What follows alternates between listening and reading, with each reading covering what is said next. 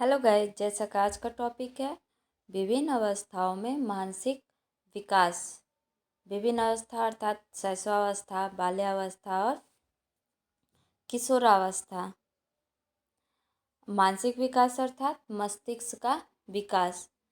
तो विभिन्न अवस्थाओं में मस्तिष्क का विकास किस गति से कितनी मात्रा में होता है ये जानेंगे और कौन कौन से कारक इसे प्रभावित करते हैं। तो सबसे पहले आते हैं शैशवावस्था में मानसिक विकास। जैसा कि जैसे जैसे शिशु का विकास होता है या आयु बढ़ती है प्रतिदिन, प्रति माह या प्रति वर्ष, वैसे वैसे उसमें विकास एक क्रम में होता रहता है। जैसे कि शारीरिक विकास होता है एक क्रम में, ठीक उसी प्रकार सभी विकास के साथ मानसिक विकास भी होता है अर्थात मस्तिष्क का विकास भी होता है।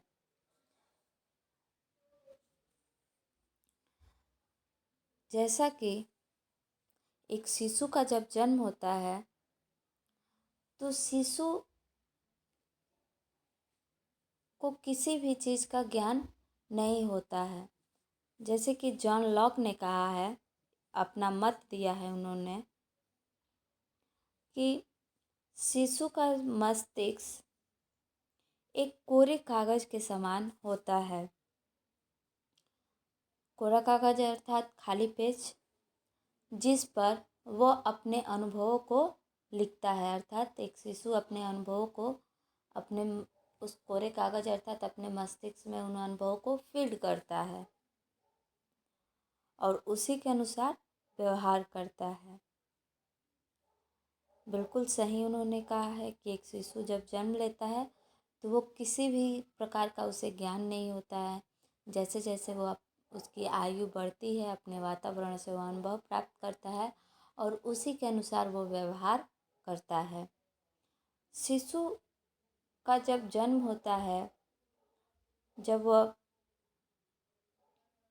पहले सप्ताह में होता है तो उसमें विभिन्न प्रकार की विशेषताएं जैसे छींकना, हिचकी लेना, हाथ पैर हिलाना, आराम न मिलने पर रोना, ये सभी क्रियाएं देखने को मिलती हैं, जो कि उसके मस्तिष्क के विकास का एक छोटा सा संकेत है।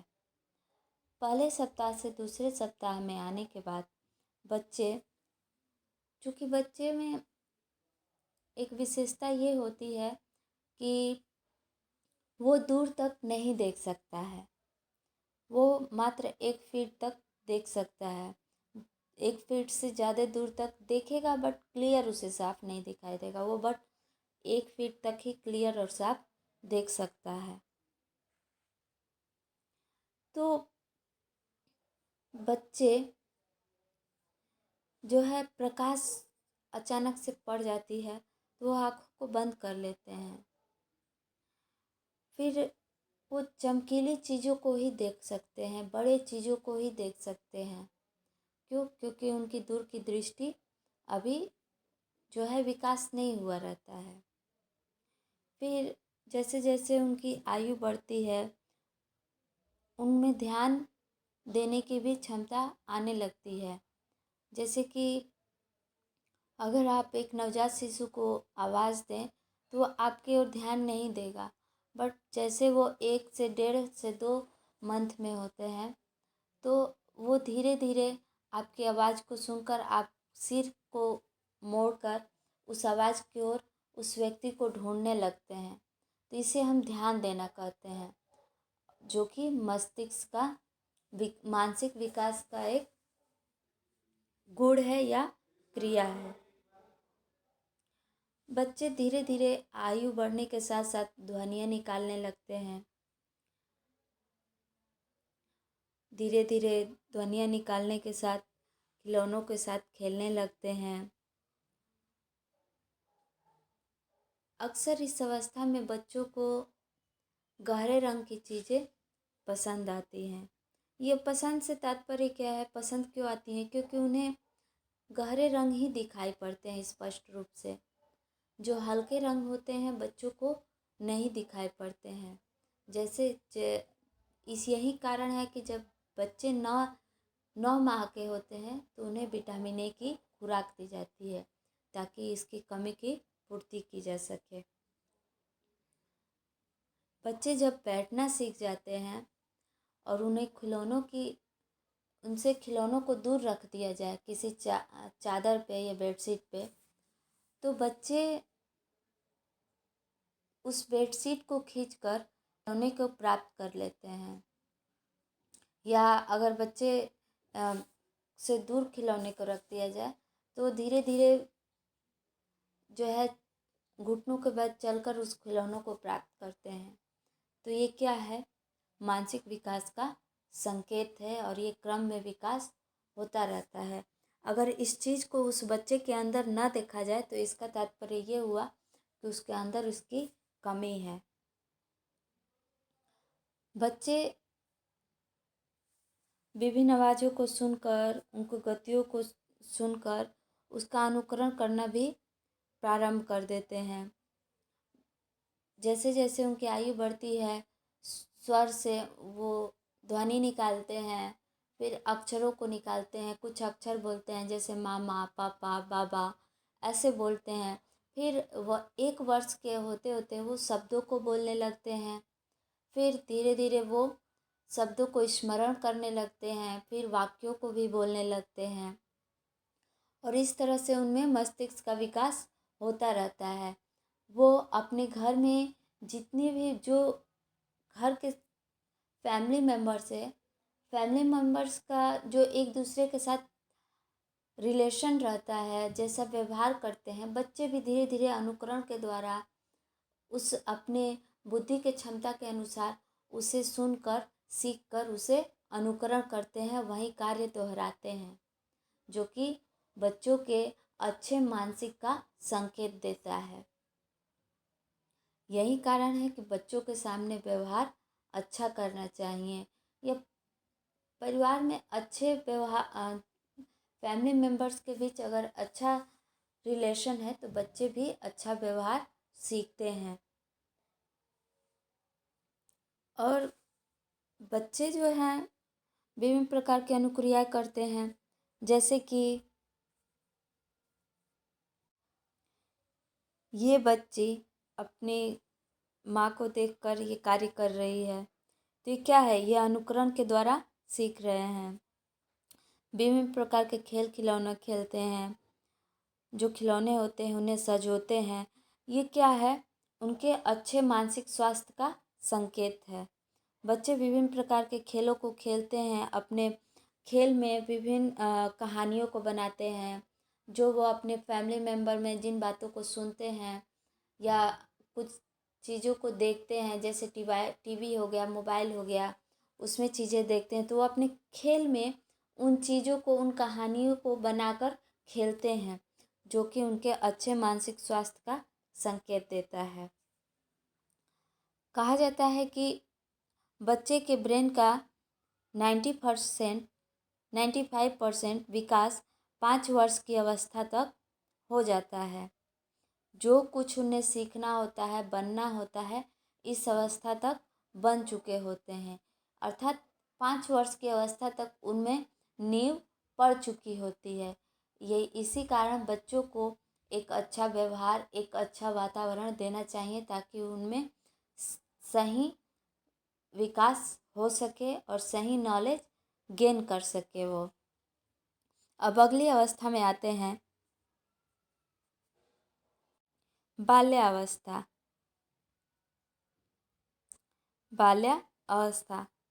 बाल्यावस्था में जो बच्चे शैशवावस्था में 95% सीखे रहते हैं, उनमें स्थायित्व बाल्यावस्था में आती है। चूँकि बाल्यावस्था के 2 भाग होते हैं, एक पूर्व बाल्यावस्था, एक उत्तर बाल्यावस्था।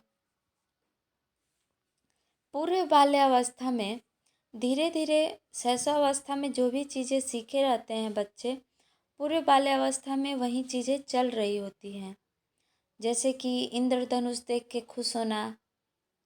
अब शैशवावस्था में वो उसका नाम नहीं जानते थे, बस नाम जानते भी थे तो उतने नहीं, बस वो पूछ रहे होते हैं कि ये क्या है, ये क्या है, ये क्या है। वही चीज़ें पूर्व बाल्यावस्था में चल रही होती हैं। अब ये इन्हें पता चल गया होता है कि 7 रंगों से 7 रंग के जो दिखते हैं उन्हें इंद्रधनुष कहते हैं। तो अब ये इंद्रधनुष क्या होता है, इसका स्थायित्व जो है उत्तर बाल्यावस्था में होने लगता है। कि ये इंद्रधनुष क्या है, क्यों है, कैसे है, इसका जो उत्तर है उन्हें समझ जो है उत्तर बाल्यावस्था में होने लगता है। जैसे कि पूर्व बाल्यावस्था में बहुत सारी चीज़ें हैं, उन्हें ज्ञात होता है कि ये जल है। हाँ, ये जल है, किसी पॉट में डालें हम, किसी पॉट में किसी जल को डालें तो उनकी आकृति क्यों ऐसी है वो ये नहीं समझ सकते हैं। बट उत्तर बाल्यावस्था में आते आते क्यों एक बड़े पॉट में और एक लंबे पॉट में क्यों जल की आकृति ऐसी हो जा रही है उसकी समझ होने लगती है। अर्थात उन्हें ये समझ आ जाता है कि जो लिक्विड होता है उसे किसी भी पॉट में डाले तो उसकी आकृति ग्रहण कर लेता है और लिक्विड की ये विशेषता होती है जिसकी समझ उन्हें उत्तर बाल्यावस्था में होने लगती है। और कहा जाता है कि जो है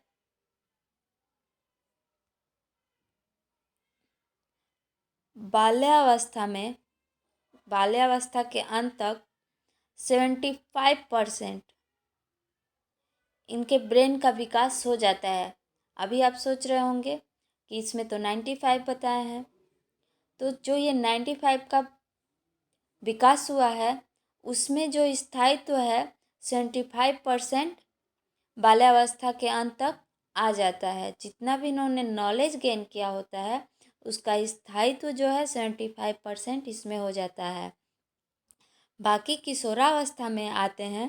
किशोरावस्था में आने के बाद जो 25% बचता है उसका विकास किशोरावस्था में आता है। अर्थात जैसे ये तो पता चल गया कि जो जल है वो लिक्विड है और इसे H2O कहते हैं, लेकिन उसको गहनता से समझने का जो विशेषता है, जो जिज्ञासा है, वो किशोरावस्था में उत्पन्न होती है। अब किशोरावस्था में जो है बच्चे विभिन्न प्रकार के प्रयोगशाला में जाते हैं, विभिन्न जैसे केमिस्ट्री पढ़ते हैं, फिजिक्स पढ़ते हैं, बायोलॉजी पढ़ते हैं। तो वो इस किशोरावस्था में आने के बाद उनमें तर्क करने की शक्ति, स्मरण करने की शक्ति, ध्यान केंद्रित करने की शक्ति, कल्पना के द्वारा सोचने की शक्ति, अर्थात कल्पना अर्थात क्या कि कोई एक पर्टिकुलर समस्या है, उस समस्या के विभिन्न जो है समाधान निकालना। अब जो समाधान निकाले हैं उस समाधान का क्या रिएक्शन होगा, प्रत्येक समाधान का क्या रिएक्शन होगा, इसकी कल्पना करना की जो क्षमता होती है किशोरावस्था में आ जाती है। किशोरावस्था कहा जाता है कि इसमें विकास अपने परम सीमा पे होता है, उच्चतम सीमा पे होता है। बच्चे इस अवस्था में हर एक चीज़ को गहनता से तर्कपूर्ण सोचने और समझने लगते हैं और उस पर अपना निर्णय देने लगते हैं। उस अनेक प्रकार की समस्याओं के, अपनी समस्याओं के, दूसरों की समस्याओं का समाधान करने लगते हैं। इस अवस्था में आते आते बच्चे स्वतंत्र हो जाते हैं। स्वतंत्र जो उनकी मानसिक विकास होती है वो स्वतंत्र होती है। अर्थात स्वतंत्रता से साथ तात्पर्य ये है कि वो जो रूढ़िवादी परंपराएं हैं उनको नहीं मानते हैं, जो अंधविश्वास है, रीति रिवाज जो है उनको वो नहीं मानते हैं। जो सत्य है, जो ट्रू है, जो प्रत्यक्ष रूप से दिखता है उसे वो मानते हैं, लेकिन धीरे धीरे कहीं ना कहीं वातावरण का इस पे इफेक्ट पड़ता है और बच्चे इससे दूर हो जाते हैं। जैसे कि बहुत बच्चों को अगर ऐसा वातावरण में रखा गया कि जहाँ पे बहुत ज़्यादा उस वातावरण में अंधविश्वास से संबंधी ही क्रियाएं चलती हों, तो फिर बच्चे का इसके ऊपर कंपल्सरी है कि प्रभाव पड़ेगा, और बच्चे के ऊपर प्रभाव पड़ने से वो भी वैसा ही बनने लग जाएगा। तो इस तरह से इस अवस्था में मानसिक विकास होता है। जैसे कि मानसिक विकास में बता चुके हैं कि मानसिक क्षमताओं के, शक्तियों के कई कार्य होते हैं। स्मरण की, चिंतनशीलता की, निरीक्षण करने की, तर्क करने की, विभिन्न जो है कार्य होते हैं। ये कार्य जो है किशोरावस्था के अंत तक आते आते पूर्ण हो जाती है। अर्थात जितना वो अपने बुद्धि के क्षमता के अनुसार इस पे कार्य कर सकता है, सीख सकता है, सीखना होता है, वो सीख लेता है। और कहा भी गया है, जैसा कि थॉर्नडाइक ने कहा है कि 16 साल की अवस्था तक 16 साल की अवस्था तक बच्चे का उच्चतम ब्रेन का विकास हो जाता है। इसका तात्पर्य क्या हुआ कि इस अवस्था तक बच्चे जितनी गहनता से चाहे उतनी गहनता से सोच समझ सकते हैं। इसमें विभिन्न प्रकार की उनके रुचियों में जो है विभिन्नता देखने को मिलती है। जैसे संगीत से संबंधी रुचियाँ, कला से संबंधी रुचियाँ, नृत्य से संबंधी, नाटक से संबंधी अनेक प्रकार की रुचियाँ उनमें देखने को मिलती हैं। और अनेक प्रकार के जो है विषयों से भी उन्हें लगाव होता है। किसी को फिजिक्स के, केमिस्ट्री से, बायोलॉजी से, इसी आधार पे तो वो अपने विषयों का चयन करते हैं। जिनमें उनका रुचि होता है, उन विषयों में जो है वो अपना चयन करके आगे की तरफ अपनी पढ़ाई को कंटिन्यू करते हैं। परंतु जो ये मानसिक विकास है, इनको प्रभावित करने वाले भी कई कारक हैं। जैसे कि आहार हो गया, अगर उचित आहार ना मिले तो फिर बच्चों का विकास भी रुक सकता है। वातावरण ना मिले तब भी रुक सकता है, ऐसे वातावरण ना मिले तो। वंशानुक्रम है, वंशानुक्रम जैसा कि बता चुके हैं पहले भी कि अगर मंद बुद्धि के माता पिता हैं, अगर उनके बच्चे भी मंद बुद्धि के हैं, तो फिर इसका भी प्रभाव उनके विकास पे पड़ता है। इसी प्रकार परिवार की आर्थिक स्थिति, माता पिता का शिक्षा का भी प्रभाव बच्चे पे पड़ता है। वही ये सभी वातावरण से संबंधित हो जाएंगे। अगर माता पिता शिक्षित नहीं हैं तो अपने बच्चों को शिक्षित से तात्पर्य क्या है? डिग्री लेना नहीं हुआ। शिक्षित से तात्पर्य ये है कि उनको इसकी समझ हो कि सही क्या है और गलत क्या है, क्या उचित है, अनुचित है। रियलिटी जो वास्तविक चीज़ें हैं उसका ज्ञान होना, यही शिक्षा है। जो रियल लाइफ है उसका ज्ञान होना, ये शिक्षा है। शिक्षा तो हम हर एक चीज़ से ग्रहण कर सकते हैं। एक निर्जीव वस्तु, चाहे वो मेज हो, कुर्सी हो, एक सजीव वस्तु, चाहे वो पेड़ हो, पौधे हो, को किसी भी चीज़ से हम शिक्षा ग्रहण कर सकते हैं। तो माता पिता के शिक्षित होने से तात्पर्य आप केवल ये नहीं समझिएगा कि उनके पास डिग्री होगा तभी वो शिक्षित होंगे, नहीं। उनमें समझ होना रियल लाइफ का, कि वास्तव में ये जीवन क्या है। अगर वो उनके अंदर ये समझ होगी तभी वो बच्चों को भी रियल जो शिक्षा है, सही वातावरण है, वो बच्चों को दे सकते हैं।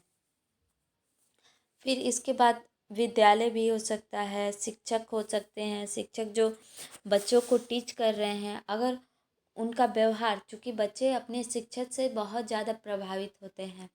शिक्षक का व्यक्तित्व का जो प्रभाव है बच्चे पर डायरेक्ट पड़ता है। उसी तरह आगे आ सकते हैं बच्चे का शारीरिक स्वास्थ्य। बच्चे अगर हर वक्त बीमार रहता होगा तो फिर वो उसकी जो रुचियां हैं उसमें अवरुद्ध हो सकती हैं। उसके जो शिक्षा है ग्रहण करने की जो अवस्था है, पढ़ाई करने की, शिक्षा ग्रहण करने की, उसमें अवरुद्ध हो सकता है, रुकावट आ सकती है, जिससे उसके मानसिक विकास पर प्रभाव पड़ सकता है। और सबसे मोस्ट एक है समाज। हमारे समाज का भी प्रत्यक्ष अप्रत्यक्ष रूप से बच्चे के मानसिक विकास पर प्रभाव पड़ता है। Okay, thank you.